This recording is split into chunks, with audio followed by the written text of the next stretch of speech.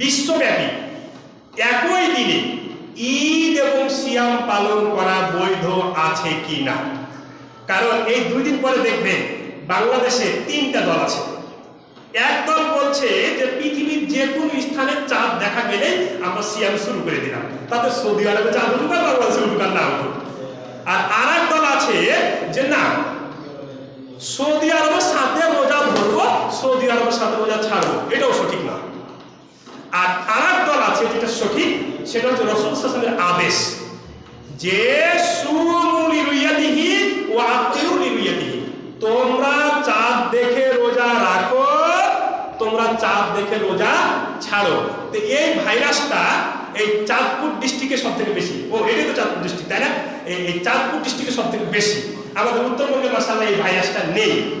তো যারা বলছে যে সৌদি আরবের সাথে রোজা ধরবো, সৌদি আরবের সাথে রোজা মানে ঈদ করবো, এটা সঠিক কিনা, তারা কিন্তু একটা কথা বলে না যে সৌদি আরবের আগে যুক্তরাষ্ট্রের আলাস্কায়, Mexico, Uruguay, Paraguay, Bolivia, La Paz, Chile, Santiago, তারপর হচ্ছে আপনার Suriname, France Guiana, Trinidad, Tobago, Antigua, Barbados, Haiti, Colombia, এসব রাষ্ট্রে যে একদিন আগে চাঁদ দেখা যায়, তো ওরা এটা কিন্তু বলে না।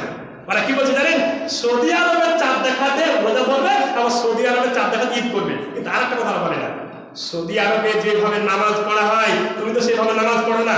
সৌদি আরবের তো 8 রাকাত তারাবি পড়া হয়, তুমি তো সেভাবে 8 রাকাত তারাবি পড়ো না। সৌদি আরবের লোক তো বুকের উপরে হাত পেতে নামাজ পড়ো, তুমি তো বুকের উপরে হাত পেতে নামাজ পড়ো না। সৌদি আরবের লোক তো পায়ের সাথে পা মিলিয়ে নামাজ পড়ে, তা তো তুমি পড়ো না। সৌদি আরবের লোকের সাথে তুমি ইফতারও করো না, সৌদি আরবের লোকের সাথে তুমি সাহারিও খাও না। কারণ সৌদি আরবের সাথে বাংলাদেশের সময় পার্থক্য 3 ঘন্টা 23 মিনিট 36 সেকেন্ড। এবার আমরা জানবো যে কোরআন হাদিস কি বলে। আসেন দলিল নেই, সর্বপ্রথম দলিল নেই কোরআনের সূরা বাকারার 185 নম্বর আয়াত। আল্লাহ বলছেন যে ফামান শাহিদা মিনকুমুস সাহরা ফালিয়াসুমু,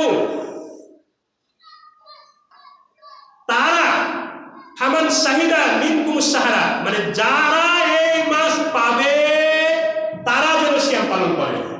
মানে আল্লাহর এই কথা থেকে স্পষ্ট প্রতীয়মান হয় যে সারা পৃথিবীর মানুষ একসাথে রমজান মাসের চাঁদ দেখবে না। ফামান শাহিদা মিনকুমুস সাহরা, মিনকুম মিনকুম আরবি শব্দ, যেখানে যারা আলেম ওলামা আছেন বুঝবেন, মানে তোমাদের মধ্যে যারা এই মাস পাবে তারা যেন সিয়াম পালন করে।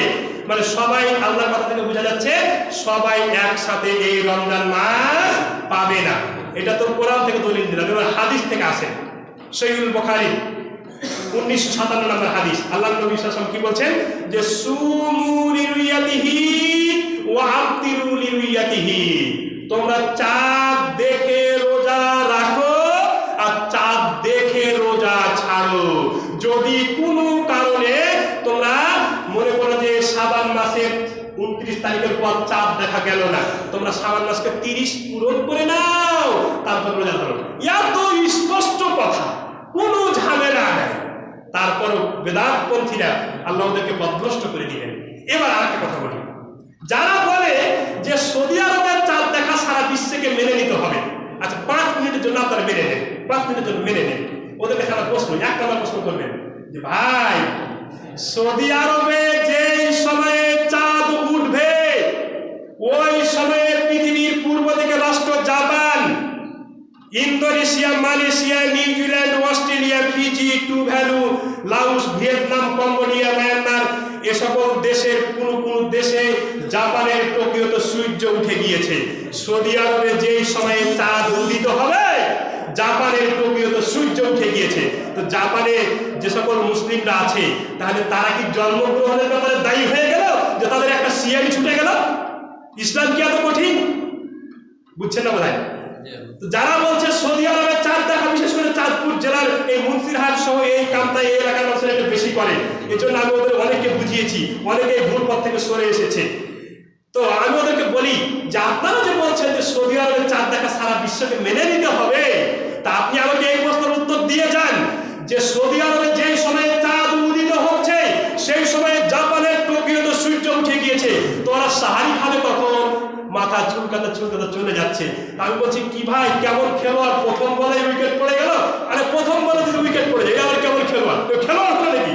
তা আমি দ্বিতীয় প্রশ্ন করবো, তার আগে চলে গেল। তা আমি বলছি ভাই, সৌদি আরবের সাথে আমাদের বাংলাদেশের সময় পার্থক্য 3 ঘন্টা 23 মিনিট। তাহলে আজকে আপনি সৌদি আরবে চাঁদ উঠবে কি উঠবে না, তাহলে আপনি এশারের নামাজের পরে তারাবি পড়ার জন্য কি মসজিদে 3 ঘন্টা বসে থাকবেন? বলবেন ভাই সকল, এখন তো সৌদি আরবে এই তো মাত্র এই 5টা, বিকেল 5টা, আরো 1.5 ঘন্টা 2 ঘন্টা পরে সূর্য ডুববে, আপনারা মসজিদে 3 ঘন্টা বসে থাকেন, তারাবি পড়বো কি পড়বো না? এটা বাংলাদেশ রাত্রি 11টার সময় খাওয়া হবে, মানে বাংলাদেশে যখন রাত্রি 11টা তখন সৌদি আরবে মাগরিব, নাকি? তাহলে আপনি কি এই তারাবি পড়বেন কি পড়বেন না, এর জন্য 3 ঘন্টা বসে থাকবেন মসজিদে? ইসলাম কি এত কঠিন? ইসলাম এত কঠিন না। এই প্রশ্নগুলো ওদেরকে করবেন, যারা বলছে সৌদি আরবে চাঁদ দেখা সারা বিশ্বকে মেনে নিতে হবে, ওকে বলবেন ভাই সৌদি আরবে যখন চাঁদ উঠে তখন বাংলাদেশের রাত্রি 11টা, তা আপনি কি এশারের নামাজের পরে তারাবি পড়বেন কি পড়বেন না? এর জন্য মসজিদে 3 ঘন্টা বসে থাকবেন? ইসলাম কি এত কঠিন? ইসলাম এত কঠিন না। আবার 3 নম্বর প্রশ্ন করবেন যে পৃথিবীর পশ্চিম দিকে যে দেশগুলো রয়েছে, যুক্তরাষ্ট্র, Canada, Uruguay, Paraguay, Bolivia, Nepal সহ এই যে 19টি রাষ্ট্র রয়েছে, এরা একদিন আগে চাঁদ দেখে, তাইলে ওরা কি একদিন আগে চাঁদ দেখার পরে বলবে ভাই চাঁদ দেখেছি তো কি হলো, সৌদি আরবে তো চাঁদ উঠেনি, সৌদি আরবে আগামীকাল চাঁদ উঠবে, আমাদের একটা সিয়াম ছুটে যাক, এরকম বলবে? এরকম বলবে? এটা বলা কি জায়েজ হবে? তার আবার হাদিসের দিকে ফিরে আসেন, রাসূল সাল্লাল্লাহু আলাইহি ওয়াসাল্লাম কি বলছেন যে সুমু লিরুয়াতিহি ওয়া আফতিরু লিরুয়াতিহি, তোমরা চাঁদ দেখে সিয়াম রাখো আর চাঁদ দেখে সিয়াম ছাড়ো। কত সহজ কথা, একেবারে সহজ কথা। তারপরে এরা পথভ্রষ্ট হয়ে গেল। আল্লাহ রাব্বুল আলামিন এদেরকে বুঝার তৌফিক দান করে, বলেন আমিন।